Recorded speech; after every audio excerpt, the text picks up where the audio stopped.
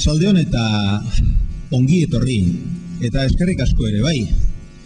Ez da gaur egun bat ere erresa izaten neurri honetako lokalak betetzea, edonolako ekitaldiak direla ere. Badakit neuk kantari bati entzunion, lengoan 30 lagun gure kantaldian, eta ondo.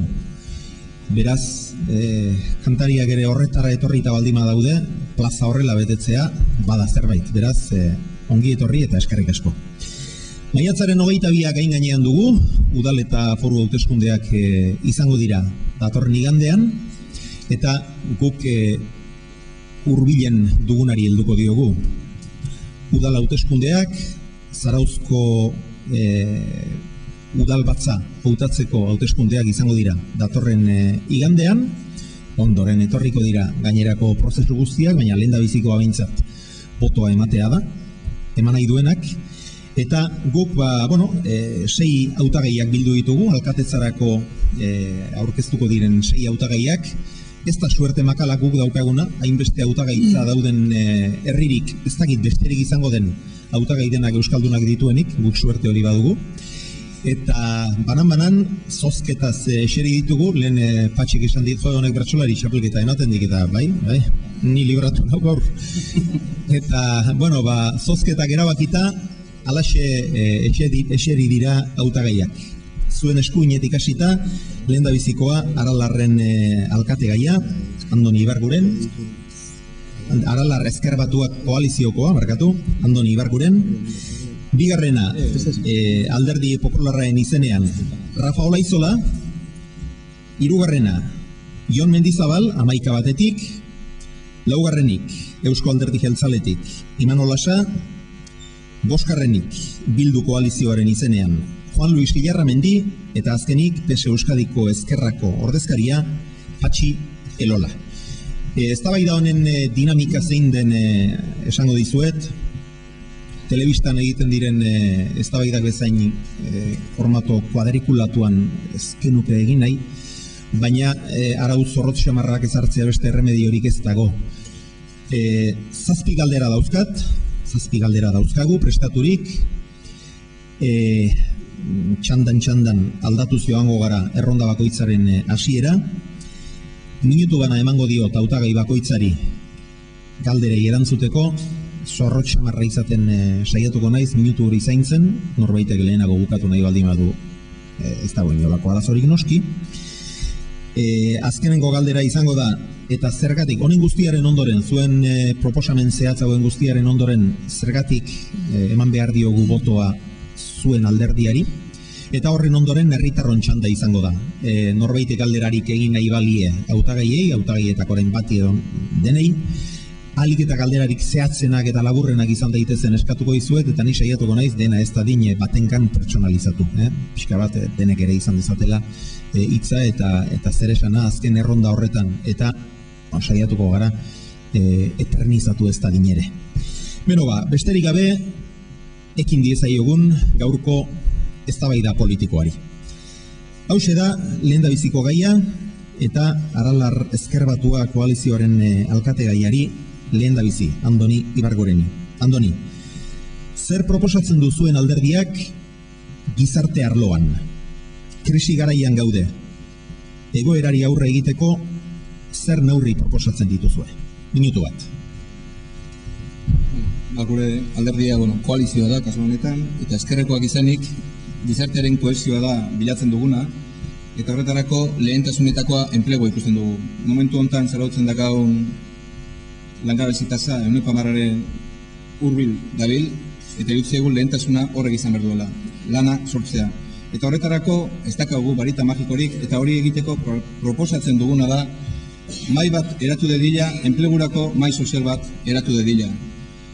Helburua zein da, herritarekin batera, eta herriko agente desberdinekin, hasi sindikatuekin, alderdi politikoak, autonomoak, enpresari txikiak, merkatariak, ostalaritza, sektore guzti horiekin, mai bat eratu eta denon artean ea gai garen zarautzek lana sortzeko ze esparrutan jorratu behar duen adostu. Bestetik ere bai, jabukatzen idek? arlo sozialean ikusten duguna da, 10% ongizatera bideratzea lortu da, gure programan jarri genuen, akordio proposamenean, legealdi hontako gobernu proposamenean ere bai, eta hori bintzat bermatu. 10 segundu falta direla, nik keinutxo bat egingo dizuet, jakin ezazuen. Minutu bat batzutan oso laburra eta beste batzutan oso luzea izan liteke, jende aurrean. Galdera bera, Alderdi Popularraren ordezkariarentza, Rafa Olaizolarentzat, zer proposatzen duzue, zen neurri proposatzen dituzue gizarte arloan eta krisi gogorroni aurre egiteko? Bai, arratsalde on guztioi. Danok dakigu krisialdi izugarria dakaula eta, ondorioak hemen dauzkagu, ezta? Bai, estatu mailan eta bai Euskal Herri mailan gutxio, baina baita ere eta noski zarautzen 1300 langabeziak dauzkagu eta zentzu horretan lan etengabeko egin behar dugu guztion artean, ezta? Iruditzen zaigu guri oso garrantzitsua dela nolabait herria zabaltzea guztiei. Eta herria zabaltzeko neurria guretzako izango litzateke nolabait oztopoak ez jartzea, barrerak ez botatzea, hau da, nolabaiteko erabakiak atzen dianean, guk desberdinak gehala, egia gure hizkuntza eta guk ere gure nortasuna dakaula, baina modu hortan ezin deula hori neurri batean barrera bat egin ala ez dugulako lortzen nolabait erakartzea ekonomia eta nolabait enpresa berriak ekartzea eta turismoa ekartzea. Galdera berbera, 11 bateko alkategaiarentzat, Jon Mendizabal. Guk uste dugu badugula denok zer egin, eta krisi garaian are gehiago. Horregatik, uste dugu benetako partaidetza soziala bultzatzen duen modelo bat bultzatu behar dugula, ez?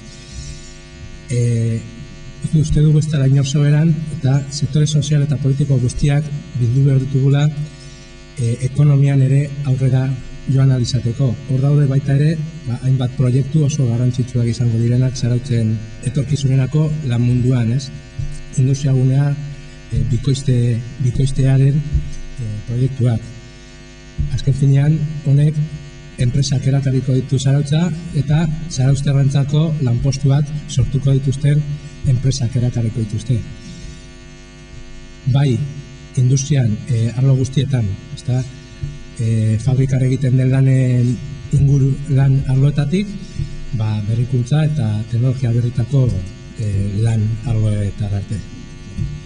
Laugarrenik, galdera bera, zer proposatzen duzuen alderdiak gizarte arloan, egoerari aurre egiteko zer proposatzen duzuen, Imanol Lasa, Eusko Alderdi Jeltzalearen ordezkaria. Arratsaldeon, gune ekonomikoaren inguruan eta azpiegitura ekonomikoaren inguruan izango dugu gero, baina uste krisi garai hauetan garbi izan behar dagoela eta behintzat guk hori garbi izan nahi dugu, inor ez dugula kaleko horrian utziko eta babes berezi bat izan behar duela, batez ere krisia sufritzen ari diren pertsonentzat. Datu batzuk emango ditugu, gero eztabaidan hasiko garelako, baina esan, zarautz postal idiliko honen atzean badaudela biztelako errealitate bat eta datuak. 2010an 1321 zarauztar pasatzirela giza zerbitzuetatik. Horrek esan nahi du gutxo dela herritar guztien ia 6% zala. Larrialdeko laguntzak bikoiztu egin dira eta 155 pertsonak jaso dute iaz AES delako laguntza. Hirugarren adinari dagokionez, 278 mendekotasun eskaera tramitatu genuela Zarauzko Udaletxean, etxez-etxeko laguntzare jaso dutela, eta datu hauek dira eta hauen inguruan guk oraintxe eztabaidan jarriko ditugu, gure proposamenak zeintzu dute. Bosgarrenik, Bildu koalizioaren ordezkaria, Juan Luis Ilarramendi, zeintzuk dira zuek proposatzen dituzuen neurriak? Arratzaldea guztioi. Uandala, hilabete aurrekontuak onartu ziren, orduan guk eskatzen duguna da, egingo duguna da, aurrekontuak berraztertu. Badakigu, udala autonomia fiskaletatean oso gutxi daga, eta proposatzen dugu autonomia lortzeko diputazioekin fiskalitatea aldatzea. Baitare, lehen sektorak indartzerako, esate dugu, bai, bazarretarrekin eta lurjaberekin harreman zuzena ekutzean. Enplegu politiko garatzeko enplegu publikoa indartu eta subkontratak gutxitu. Benetako egoera ezagutzeko diagnosiak egingo ditugu, adibidez emakumeen beharrak eta gaztetxerentzat beti leku bat eduki.